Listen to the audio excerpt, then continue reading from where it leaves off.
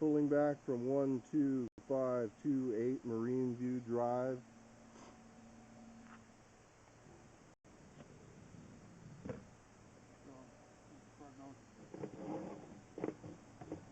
You're open flowing. It's just there's not a ton of grade.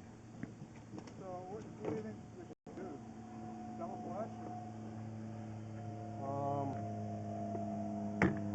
That might not be a bad idea. I mean, you're still gonna kind of have issues with it because of the grade, especially with the cast iron.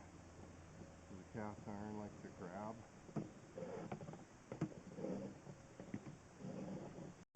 It's not smooth like the inside of the ABS. Yeah.